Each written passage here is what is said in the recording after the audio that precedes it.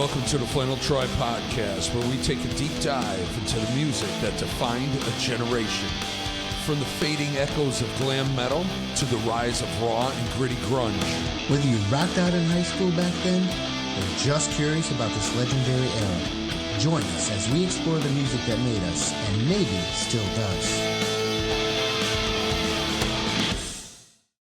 So welcome to the motherfucking podcast, man. How long did it take to get this off the ground? I know, I think we're still working on it. Yeah, a long while. So, Flannel Tribe podcast. Welcome to the show. To the tribe. To the tribe. And we're just doing this first time, never did this shit before, trying to figure it out as we go along. And hopefully all goes well. Hopefully it's somewhat interesting to listen to. Yeah, so far it's not. So we're lifelong friends. Oh boy. Yeah. Are we? Sadly. Jesus. Did you actually figure out the math? I would literally say the late 80s. So what, like 6th grade, right? So we're like, let's see. You got to be like 11 years old. Yeah, so that would be 1988. Yeah. So probably around that time. And then now, which is a lot of years. So we'll just leave it at that. Yeah, definitely a couple of years.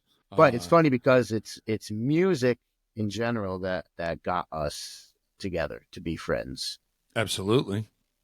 So I feel like this was only a something that was going to happen eventually. So getting into music, getting into fucking rock music and all that, when did that begin? I mean, I know a lot of it could be used for a later episode. I'm sure we're going to say a number of things that we'll decide to turn into it. No, I don't mean you're going to repeat. Yeah, I'm just saying, we're going to use for an episode. Yeah. For me, let's see. We didn't get cable until probably 83 or 84. And then once you get cable, then you discover MTV. And MTV was the thing that did it. Yeah. Obviously, I think it did it for a lot of us. So in 83, and you were like, how old? You know, what, 6, 7? Yeah, 6. Yeah.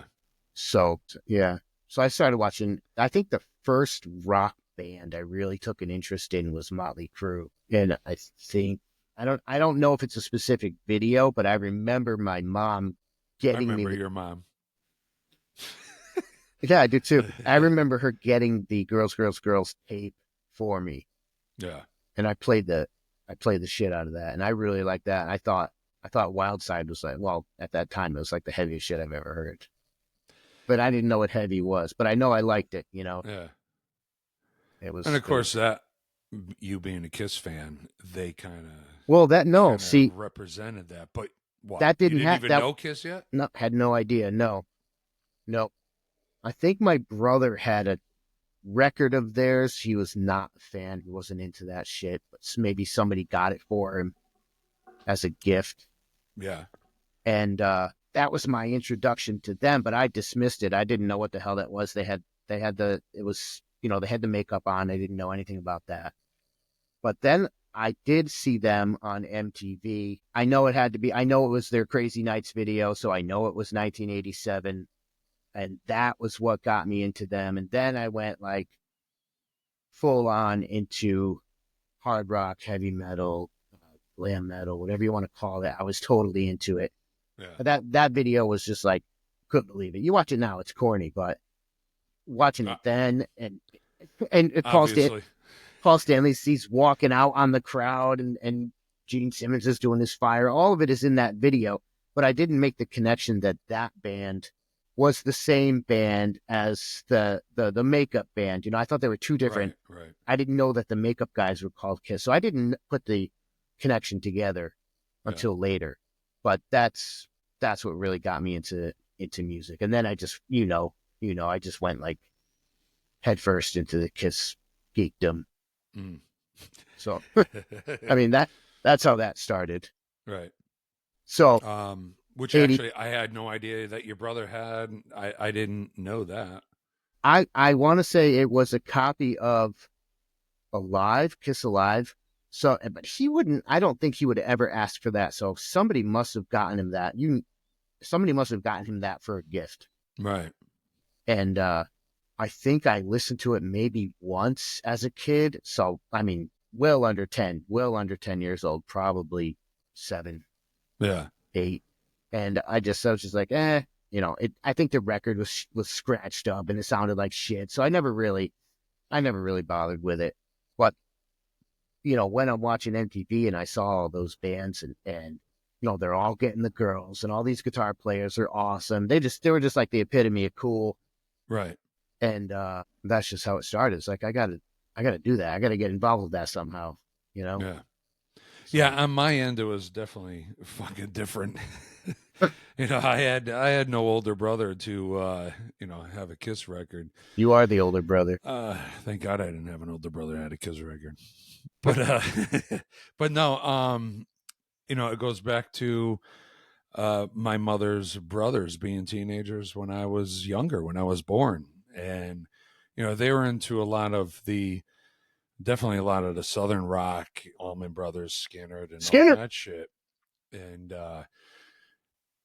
but when I was little, and I remember it was just breaking kindergarten, so you're about 5, and going to my grandmother's because my uncles were teenagers and they still lived at home. And when we'd go visit, my uncle's like, my nephew's here, let's go, hang out and stuff. And I remember going up to my uncle's room, and he had these big, huge monster stereo speakers on his dresser. And I remember hearing Creedence Clearwater Revival's Fortunate Son. That's a And good the song. opening of that song, it just hit me in my 5-year-old face like, holy shit. That was Because up actually to that, that was actually your uncle's hand. but up to that point, it was always, the radio, the stuff in the car, the top 40, pre yacht rock label, it was all that light rock. It was disco and stuff. And hearing this was like, what the fuck's going on? I had It just was, I was in awe. Yeah, You, this Fortunate Son is fucking cool shit. But I had an introduction to disco too. My mom had. We had. You remember back in the day those fucking massive stereo systems people would have in their houses, oh, yeah. and it would take records and you could put tapes in it. And ours took an 8-track. My mom had a fucking ABBA 8-track Yeah. that she would play constantly. So that was a big introduction to music right there. Was ABBA, like them or Yeah. not? I mean, they're good. They're awesome, but they definitely laid the foundation for a lot of shit too. Well, after that point, I went home and I wanted to listen to music. I was telling my father, like, I want to listen to music. Like, I need to be fed music.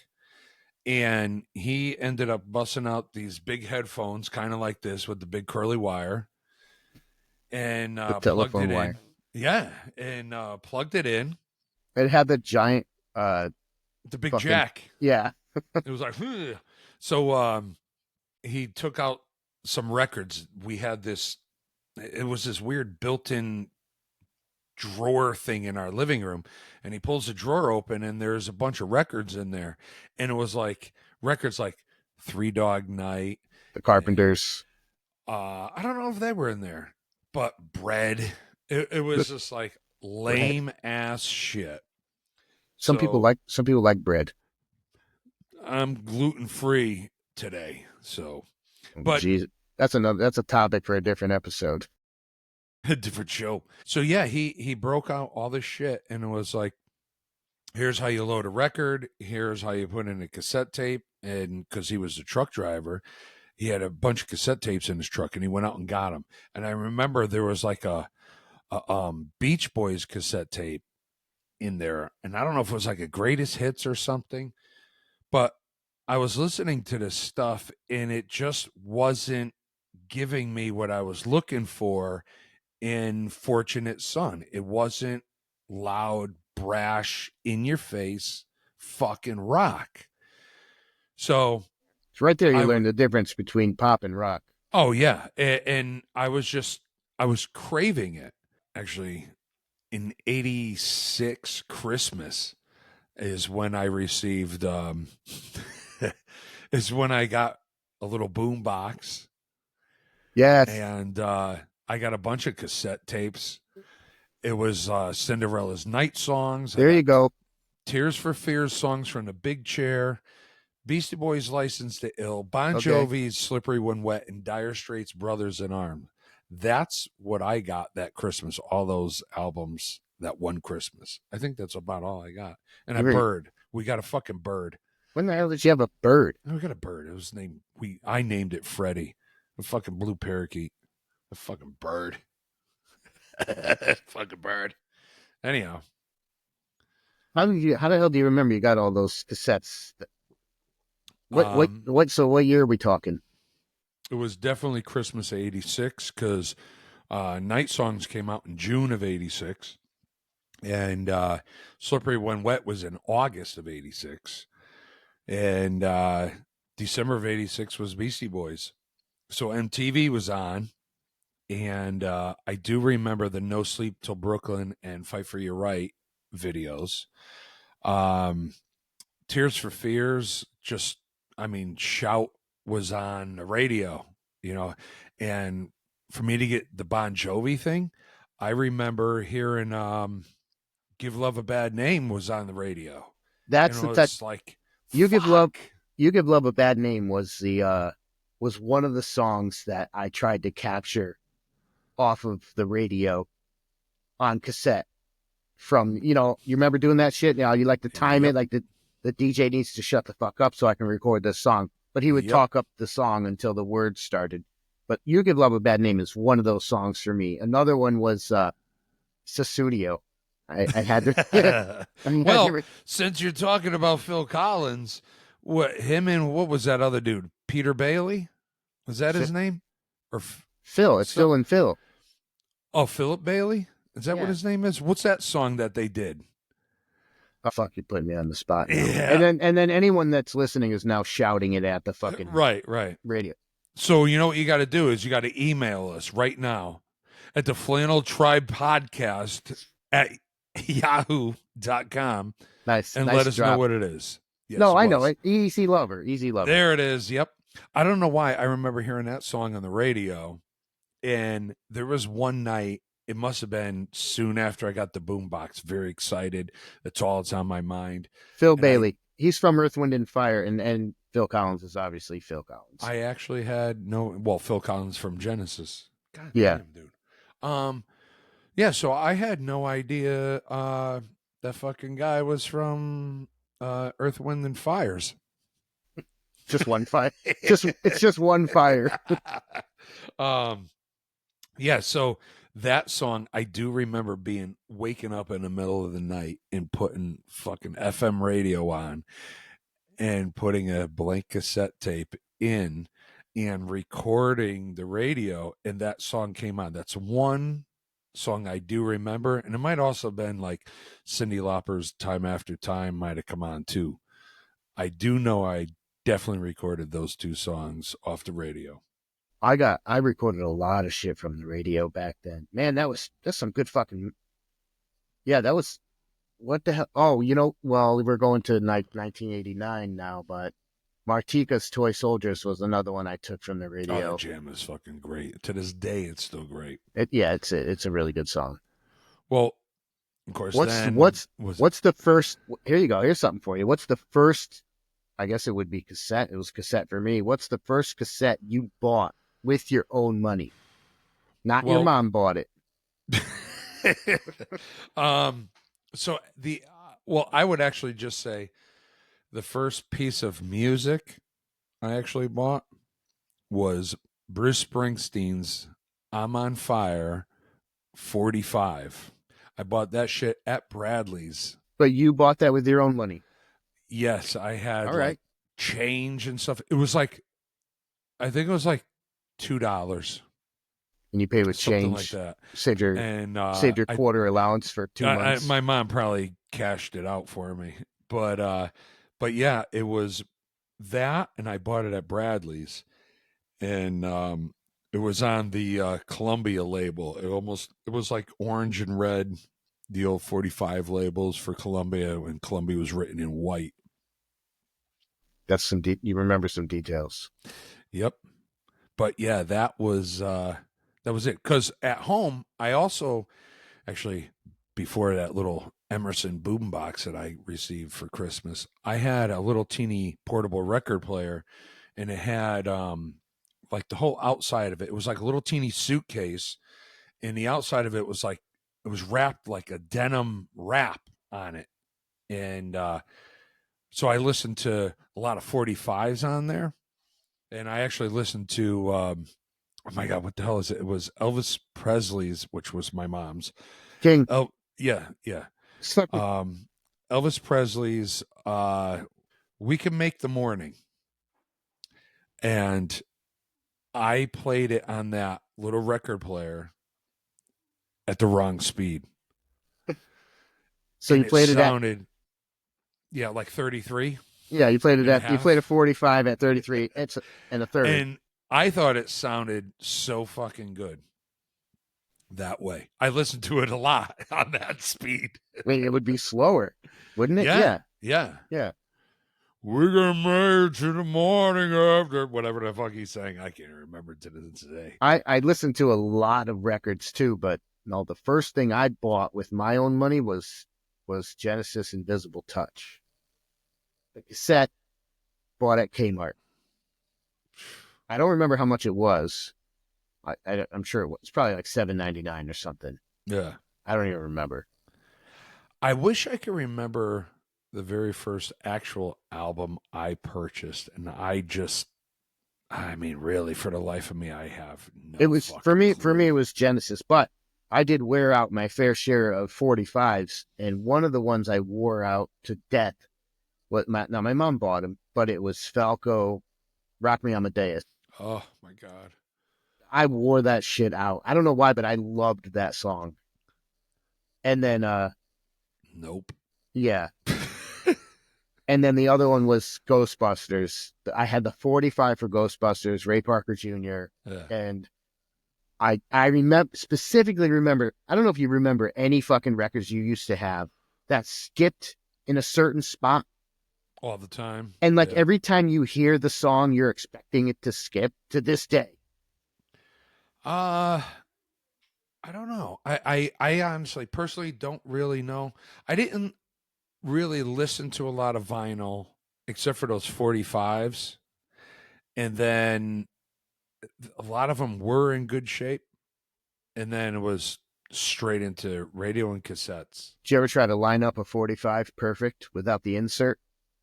You know how you put the little insert in the middle of a 45 and then you put it on Yeah. the turntable? Did you Yeah. ever try to line it up perfectly without putting the insert in there? Yeah, and then it starts going wow, wow, wow. Yeah, it's all fucked up. Spinning out of place.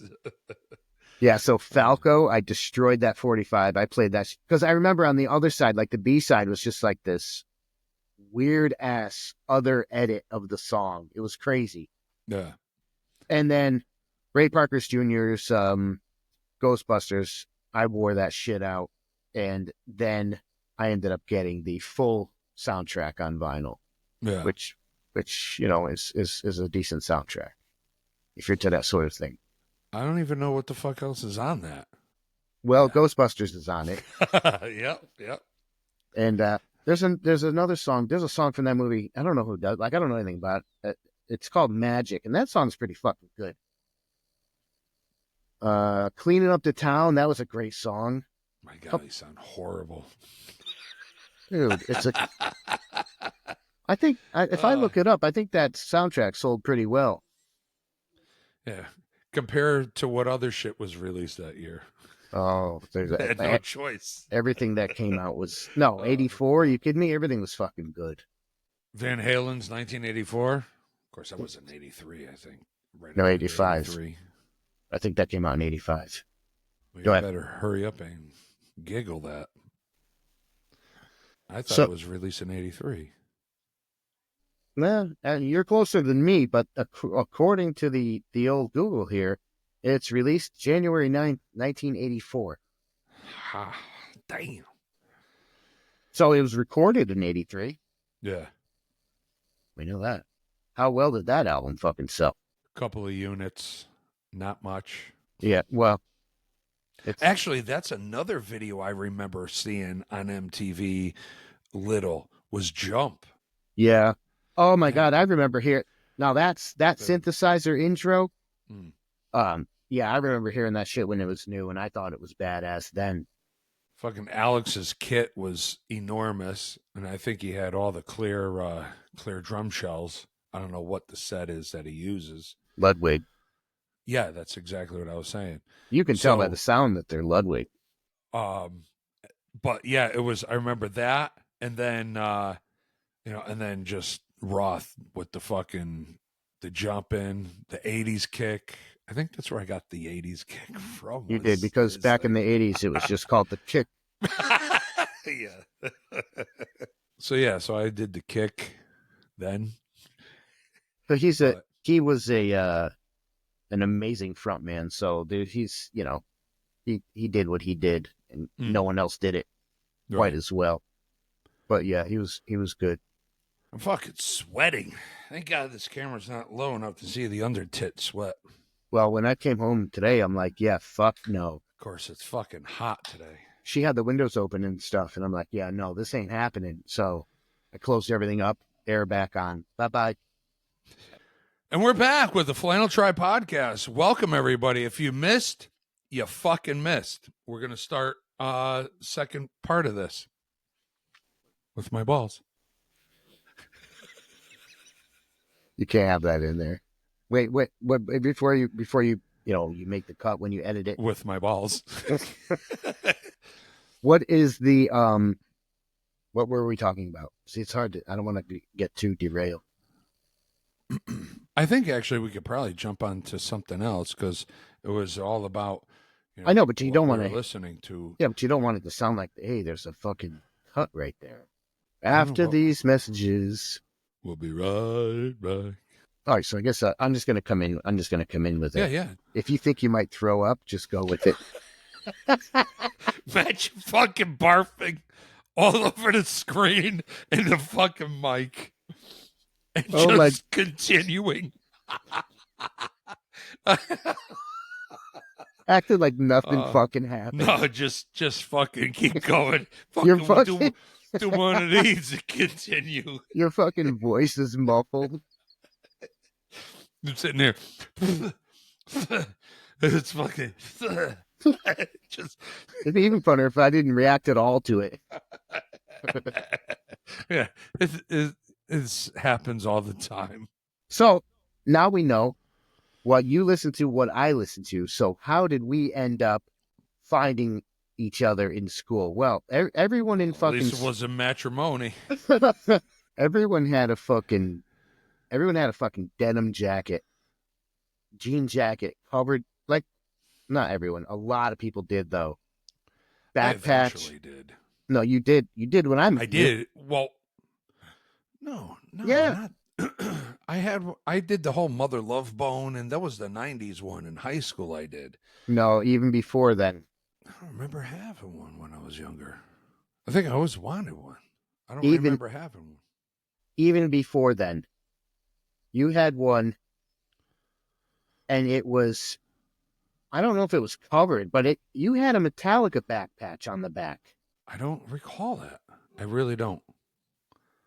I know, like in Hemingway, I had my Cinderella shirt.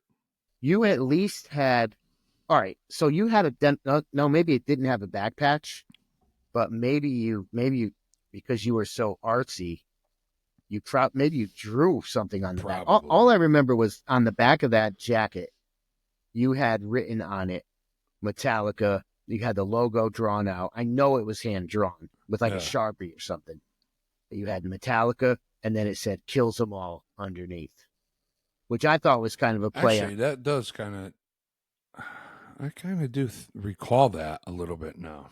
And I was like, wow, that's creative, because the album Kill 'Em All, now he writes Kills 'Em All. I was like, oh, that's kind of cool. So that was one of my first introductions to you. And I think, I want to say maybe Guns N' Roses. I think you're a big ass Guns N' Roses Oh, fan. dude, fucking GNR. I remember being in 6th grade and it was Christmas and they were doing the grab bag thing. So you, I don't know, pulled a name or some shit. That's called Secret Santa, Yeah, exactly. That's what I'm saying. right? So we had to do that. And this kid, well, we'll just go by his nickname we gave him. His name was Jim Crotchhammer. He pulled my name and he looks over at me and he goes, "So what do you want me to get you?" I was like, Well, there goes that whole surprise. Guns N' Roses' Appetite for Destruction. And came down to the whole Secret Santa thing. Bada fucking boom. That's not much of a Appetite for secret. Destruction. No, but dude, I brought that tape home and I was listening to it, and there was a point I remember my mom coming upstairs because it was like "You're Crazy" is on, Y'all fucking crazy, and she's like, and "Oh no." yeah, no, it was she lost her shit on that one a little bit, but the funny thing, being a huge GNR fan, the very first time I saw "Welcome to the Jungle" on MTV, I'm like, who the fuck are these assholes? I saw Axel in his hair. I was like, this is fucking stupid. And then a little That's a while later, I unless see. you unless you deep dive GNR, he never had his hair like that again. Unless you deep Right, right. you go to the like before Appetite, then he Yeah, was doing shit like that. right. And then I see Paradise City, and it's got that fucking beautiful intro and all that, And I was like, damn, this is fucking pretty good. This shit ain't bad. And I had no idea Welcome to the Jungle and Paradise City was from the same band. I didn't pay attention to that. Yeah, see, that's probably how I didn't know certain shit was by the same people. But I remember that. That's one of the first things I remember just being huge. Like everyone was listening, everyone had it, everyone was listening to it. What's funny is like my mother and father, my dad was into it. Like Sweet Child of Mine now. Okay. So funny little story. So we were at one of my cousin's weddings, and however old I am in 6th grade, of course, I know we mentioned that earlier, whatever, 10, Oh, 11. I don't know. And Whatever year. we're at the wedding, and my father goes to me, go and tell the DJ to play that song, that Sweet Child of Mine song. So they So played it. it's literally if it's 6th grade, it's the 80s. Because we were in, yeah. No shit. Yeah. Yeah. It was so, it was like 87, 88 ish, somewhere right there. So, yeah. So I did that. I go up and the DJ played it at my cousin's wedding. But then my father, again, being a truck driver, he was going to hit the road. So I had my suitcases full of cassette tapes, all alphabetized, year order of albums, and so on. And my dad wanted to bring the Guns N' Roses album. He says, "Oh, I want to listen to it on the road." So I give him, The cassette. yeah. So I give him Appetite, and I give him Lies. All right. He So comes home. since you said Lies, now you're in 1988. He comes home, and he gives me the tapes back. He goes, "What the fuck is this shit?" But Oh my didn't he God. want them? Dude, I mean, you listen to side A of Lies, which is, Live Like a Suicide, and that's just brass shit right there. This is a song about your fucking mother. And then on the other side, you have One in a Million, so That's a heartfelt song. it is actually a badass jam. Used to love her. Yeah. Another heartfelt song. Yeah. But yeah, my father comes home. He almost threw the tapes at me in my bedroom. He said, "What the fuck is this shit?" I think he was waiting to hear all songs sounding like "Sweet Child of Mine." So how far was his ride? Like cross country? He went cross country just waiting to throw those tapes back at you. Yeah. Yeah, he was gone for like a good week. Pissed for a week. Dude, can't wait. Nope. He probably kept putting them in the tape deck to, rebuild that anger so he don't fucking lose his shit. He Let says, me I'm listening to Harry Chapin. No, wait, let me put that Guns N' Roses thing on again. Yep. Fuck, what did he give me? This fuck is this. shit. He's got Night Train. Fuck this.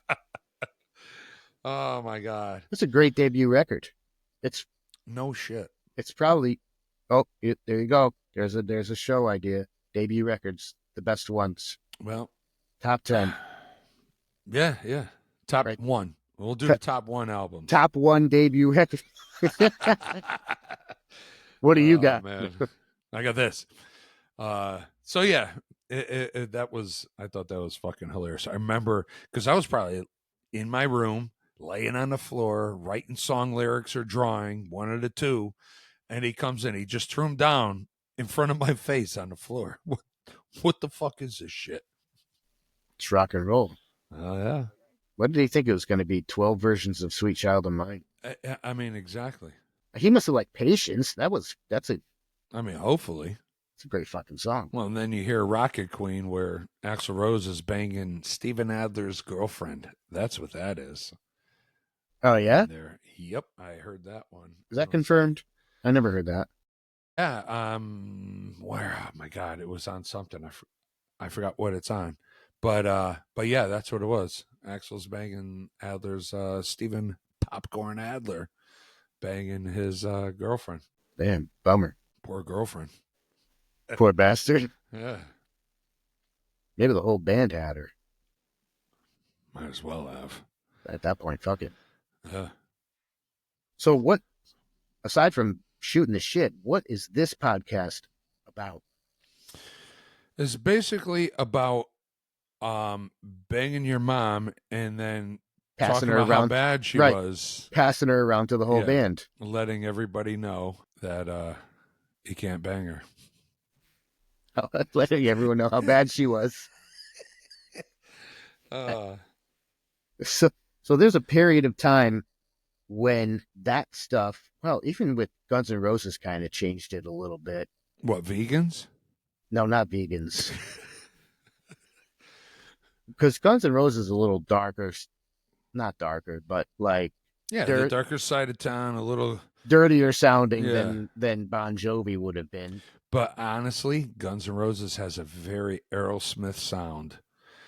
Not so much Rolling Stones, but honestly, Well- the Aerosmith sound in the older classic Aerosmith. Yeah, Slash has that Joe Perry shit going on. yeah. On Appetite for sure. Toys in the Attic, Aerosmith. Yeah, that. Not Even Rock's album, which I like Rock's album. And then when they did the Permanent Vacation tour, Aerosmith pulled GNR out there did they? as openers. Yeah. I didn't know that. So, yeah, so there's a period of time after that shit when glam metal was the king of the charts. I mean, everything was, you turn on MTV, that's what you get for the most part. Right.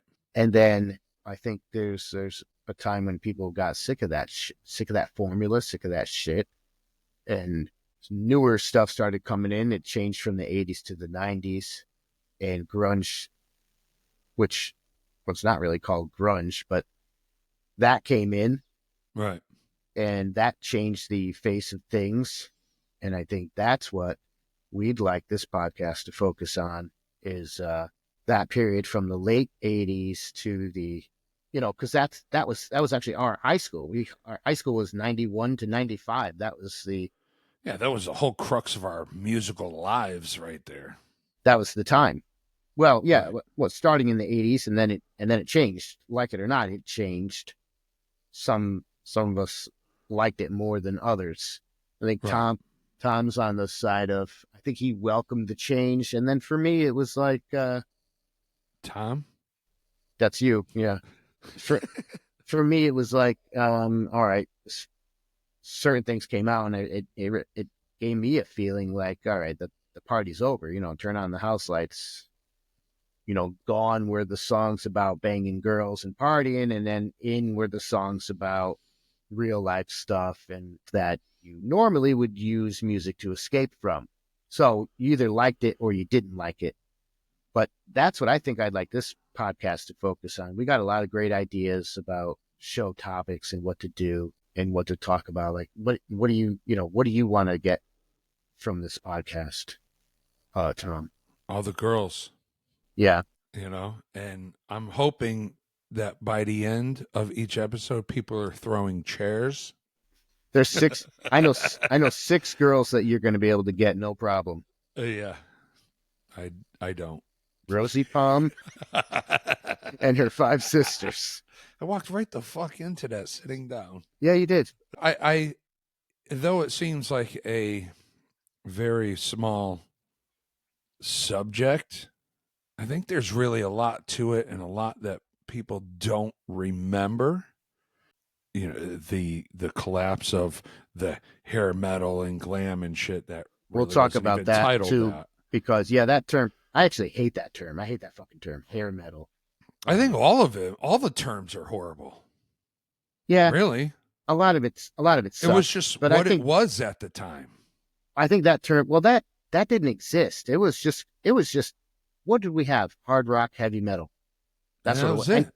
And you wouldn't listen to Poison and say, "Oh, that's heavy metal," but we would have been like, "Yeah, that's hard rock." We never would have said that's hair metal. Right. We wouldn't have said, I probably would have said, "Oh, do you listen poser shit, poser rock?" no, because you loved Poison. Oh, fucking yeah, I did. Calling it hair metal, I think, is a big injustice to the musicians in the band, as if to say the only thing notable about that genre is the way they styled their hairs, and that's their hair. That's not. I feel that's not fair to the musicians who. I mean, there's guitar players that are just, they laid the foundation for a lot of current guitar players. I mean, people like George Lynch and Warren DeMartini, and that obviously Eddie Van Halen and Bruce Kulick. I don't want to not mention Bruce because he had a big impact on me. And, to say that the most notable thing about that genre is the way they style their hair is kind of shitty, I think. But Right. that's what it came to be known as. So that's why I usually say glam metal, because they're glammy. I mean, that's what they were. It wasn't metal. And that term has been around for a while. I mean, you go back to, you can go Bowie and stuff. Yeah. You can go to the 70s with the glam stuff. Yeah, the dolls and all that stuff. Actually, I gotta find And then stockings. whatever that is. and then you can go, and then you can mention grunge. That wasn't called grunge. I don't remember it being called grunge. No. I remember being in school, and then that stuff came out, and then it was called alternative music, and that's what Right. it was called. I don't know when the term grunge came from, but I guess it had to do with maybe the way they styled their hair. Hey, fucking it looked dirty. It did look dirty. Some of them. Yeah. Look at fucking Soul Asylum. David Perner, I think it was his name. Look at his hair. Yeah. It's like you haven't washed that since you fucking jumped off the runaway train. Exactly. I think we'd like to focus on that sort of time period. What happened? Of hair. Of the band's that hairs. You lack. Right. What are we doing? No. Well, there's no video. I remember you had that banging fucking mullet. I had a mullet. You had a fucking mullet. Yeah, I did. I know. I definitely did. Listen, why don't you? But yeah, you had your fucking mullet because the phone slipped on all our hair. Why don't you submit a picture, and I'll post it. Yeah, you're gonna have to dig it out. I wanted to bust out the Swift yearbook, our junior high yearbook, because I know you autographed it, and I got to find it because I wanted to read on here what you said, and if I remember, I don't fucking know where it is. Yeah. So if I signed the yearbook, that would have been 1991. That's that's a show by itself. 1991. What a massive year that was for releases. The first concert you and me ever went to, fucking Ace Frehley and his Comets. That was 92. I'm just telling you. Your dad dropped us off and went down the street behind Yale and fucking took a nap. Yeah, I think he did. Yeah. And we walked down to the parking lot because he had the red car there. He bought a third ticket for that concert. Oh, no shit. Yeah, he was going to, because that show was at Toad's Place in New Haven. Yeah. He thought he was going to come in and have a beer while we watched the concert. My God, I think I fucking remember that. Right, not realizing how ridiculously loud it was in there. And he never actually went in. He never used the ticket. So I still have the unused ticket. Oh, fucking no shit. Yeah, that's where Ace Frehley came out stumbling. He came stumbling out onto the sidewalk. No pictures. No pictures was the only thing he said. No photos. No there photos. Are photos, yeah. Yeah. I happen to have why did I have a picture of him with me? Oh, I think it was either my dad saying to bring it because you brought something that he autographed. Yeah, he knew Toad's Place was not that big of a thing. He's like, bring something for him to sign. I said, what do you think? I'm going to meet him? He's like, you never know. It's not that big of a place. Right. Sure enough. Well, actually back then, so your dad went online back then to look up Toad's Place to see. Toadsplace.com. But it was a rotary dial-up. So, yeah, that's how that happened. Oh, God. Fraley got in the car and that brown, like 80-something Ford Thunderbird and barreled down the wrong way of York Street. It was a piece of shit. Whatever he got into was a piece of shit car, and he went the wrong way down the one-way street, just like his song suggests, and he actually did it. And then came back, and that was the best performance I've ever seen from him. And right in front of our faces, he did the guitar solo with the guitar on fire. Yeah, he did, because we were right up front. And I was like, dude, I don't like Kiss. No, but actually, and I don't care for it, and that'll probably be an episode. But no, that was cool shit. That it was, I mean, he basically was right in front of our face doing it. Yeah, and I thought that was pretty cool. We were very close. The funny thing about him, or liking him or not liking him, is he's your favorite band's favorite band.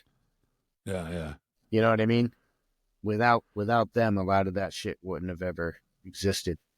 It's definitely cool. So going forward, because we're not going backwards. What do you want to get out of the show? Like, you know what? Paid. No. You're not getting paid. No. I just want to fuck around, joke around, shoot shit. We let it all be. We kind of do this naturally anyways. We just happen to be recording it now. Right. And that's because of our brides telling us, hey, you guys got to fucking do something. No, you guys should do a podcast, breaking our balls constantly. Yeah, hey, it's a podcast. Of course, my wife doesn't talk like that. She's like, you should do a podcast. Yeah, that's her voice. So, yeah, that's usually how she sounds. But yeah, so we're finally doing it. And this is just us, though it's not a Saturday night, but this is just how we always were anyway. I think I get together, bullshit the music. Bullshit about music, keep it real casual, try not to be too stuck up or professional. Just have a good time. I'd love for it to be really interactive if we get, a good chunk of listeners or people that listen to the show. Chunk. To not be out of reach, to be like somebody said, hey, you should do, like a comment, hey, you should do a show about this, you should do a show about that, whatever. Right. Vote, maybe do voting on something. I mean, absolutely. Take it into consideration for sure. Yeah, I would just prefer to be hands-on with anybody that's kind enough to give it a listen. Just don't touch them. We can't touch today. All right. Hands on. Hands on with somebody. Hands near. I'm going to be hands near with somebody, that suggests. So is it a nostalgia show? It's a nostalgia show about shit that's happened and not happened. How do you talk about something that hasn't happened? Because you and me, we're going to probably share information that we didn't realize. Just like you didn't realize whatever the hell I said earlier. That's true. GNR went out with Aerosmith on a permanent vacation tour.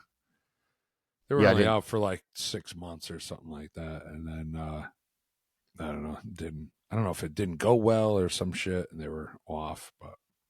I actually didn't know that. See? So it's shit that did and didn't happen. Well, it happened. I just didn't know about it. Yeah. All right. So this is the beginning of the end, or however you want to say it. The beginning of the end. This is the end of the beginning. Of the end. So you're just trying to figure out how to sign off and shit. Hey, this is the first episode. We're in the novice stage. We're new at all this shit, and Very new. Anybody that's nice enough to listen, we're gonna learn as we go. Right. So, and as we get more famous, we're gonna fucking forget the little people. We're gonna bang your mom and tell everyone how bad she was. Yes, exactly. So yeah, that's I don't know. I don't know how you supposed to wrap it up. Thank you for listening to the shit show debauchery. Debauchery. Is it debauchery or debauchery? No, it's not debauchery, but debauchery. Or the crap. The shit. Yeah.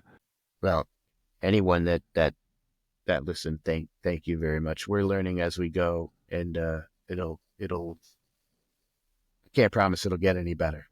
No, and I'm thinking it's not. Yeah, so by any means, nope. If you're here, thanks. If you're not, thanks. If you're not, thanks. Yeah. We'll see you next episode when we talk about. Actually, we actually have no idea what we're going to talk about. Yeah, we have zero clue. We are going to work on that. Hopefully, you're either interested in it or have been there or want to share a story or remember when that shit unfolded. Yes, absolutely. All right, then. Stay classy. Thanks Take for it sleazy. Shake it easy. Mm-hmm. All right. See ya. All right. Later.